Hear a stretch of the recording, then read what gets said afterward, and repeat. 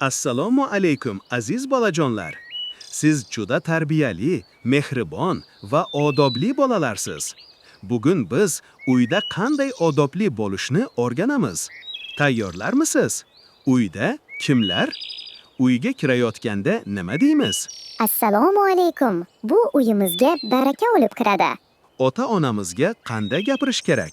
Yumshoq, hurmat bilan past ovozda gaplashish kerak. Uyda mehmon kelsa, nima qilamiz? Mehmonni tabassum bilan kutib olamiz va joy ko'rsatamiz. Ota-onamiz ishlayotganda nima qilamiz? Xalaqat bermaymiz, yordam beramiz. Ukamiz yoki singlimiz yig'lasa nima qilamiz? Yig'latgan sababni bilamiz, uni ovutamiz. Uyda tartibni kim saqlashi kerak? Hammamiz, har kim o'z narsasini joyiga qo'yishi kerak.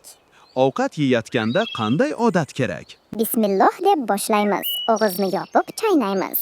Kattalar ovqatlanayotganda biz nima qilamiz? Kutamiz, ruxsat bilan ovqat yeymiz. Uyda televizor ko'rayotganda kattalar kirsa nima qilamiz? Ovozini pasaytiramiz yoki to'xtatamiz. Ota-onamiz biror narsani topshirsalar nima deymiz? Bo'ldi deb tezda bajarishga harakat qilamiz. Uy hayvonimizni qanday parvarish qilish kerak? Ovqatini vaqtida beramiz, urushmaymiz. Uyda janjal chiqsa nima qilish kerak? Tinchlantirish, jahl qilmaslik, muloyim gapirish. Ota-onamizni xafa qilib qo'ysakchi? Kechiring deb aytamiz, xatoni takrorlamaymiz. Uyda mehmon ketgandan keyin nima qilish kerak? Joyni yig'ishtiramiz, ota-onamizga yordam beramiz. Uyda kimga salom berish kerak?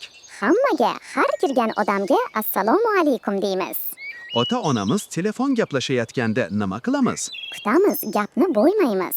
Uyda musiqa baland qo'yish to'g'rimi? Yo'q, boshqalar dam olayotgan bo'lishi mumkin. Uyda dars tayyorlash ham odobmi? Albatta, bu ota-onamizni quvontiradi. Kattalar sovg'a bersa nima deymiz? Rahmat deb minnatdorlik bildiramiz. Uyda mehribon bo'lish nima degani? Har kimga yaxshi so'z aytish, yordam berish va kulib yurish.